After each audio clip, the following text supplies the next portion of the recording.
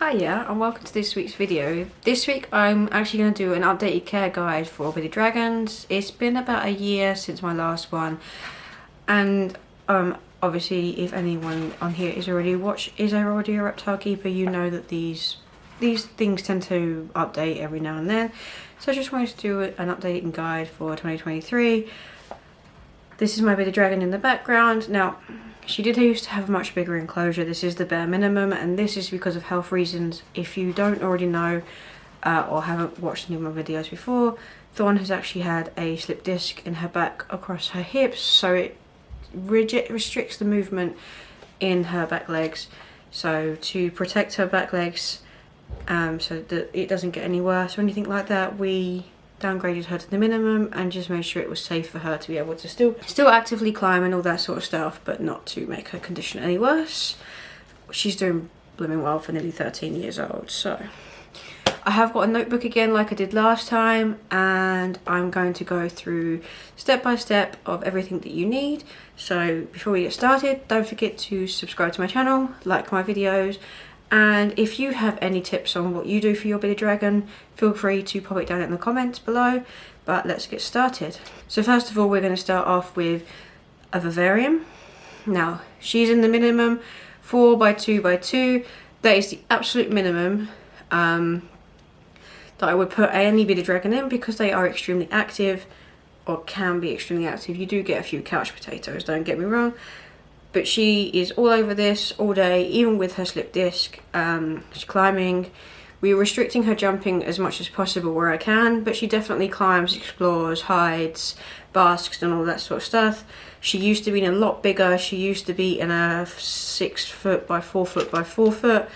And again, she had safe climbing opportunities and all of that, but this is what she's in now for her health and for her safety. Substrate, as much as the common disbelief of the fact is Billy Dragons can have substrate, I wouldn't offer it to a baby as such, because they can quite easily become impacted. So maybe stay away from substrate until they get to about 6 to 9 months old.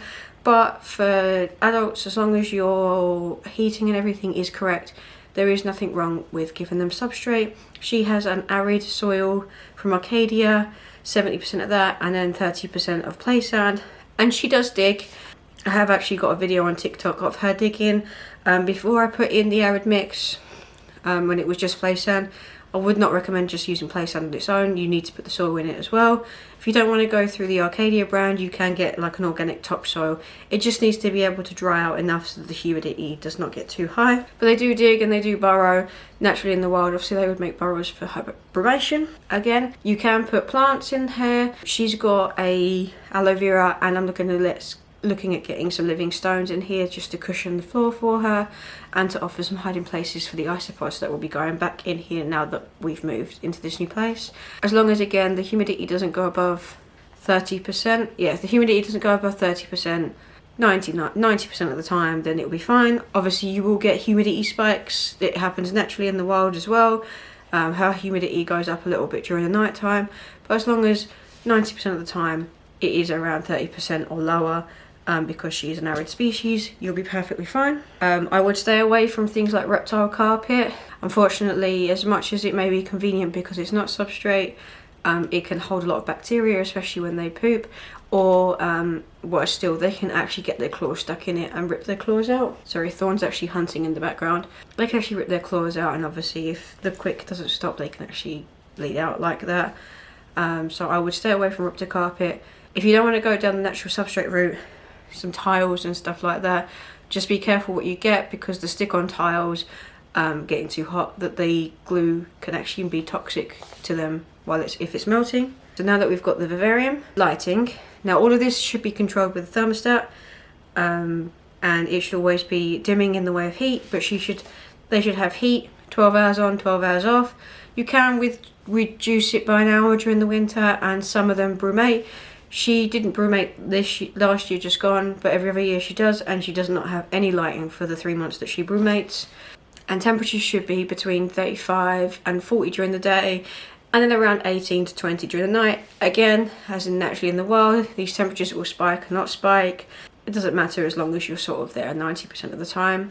It should also always be controlled by a dimming step, so what happens is when it reaches temperature, the bulb dims to create a more regulated temperature, and then on the cool end, it should go down to, again, between 18 and 20, 22, as long as you're around that sort of area. So they can choose from hot end to cool end, so they can regulate themselves.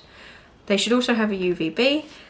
Now the UVB, you need to check on the brand. Mine is an every 12 months replacement. Some are 12 months, some are 9 months, and some are a year. She has the T5 bulbs, which currently, with the old recommendation, runs all the way across her Viv. The new recommendation with the T5s are they run alongside the heat bulb, sort of that way rather than the way she's got it now, due to the fact that it is a better technology and it mimics the sun better. So that way while she's basking, she's getting the vitamins from that as well. I will be changing it at some point, but we were in the middle of the move and everything. It's not bad because I've got places that she can get away from the UV, due to the fact that they do have the third eye, so they can see the UV like we can't. So as long as she can get away from it when she doesn't need it anymore, or she feels a bit overwhelmed for it, that's fine. And she's got 2 hiding spots, so she can do that. Right, I'm gonna go on to supplements now. With supplements, you should be not only supplementing the actual live food itself and giving them stuff to eat, but you should also be supplementing her diet as well. So when it comes to live food should always be gut loaded. Now I recommend more fresh fruits and veggies. I actually get what's classed as an odd box every 2 weeks, which has a bunch of fresh fruit and veggies. Just check to make sure that, go by this general rule, if your bearded dragon can eat it, then they can eat it, because obviously what's in their tummy is going into her tummy. What I also have on hand is this insect fuel.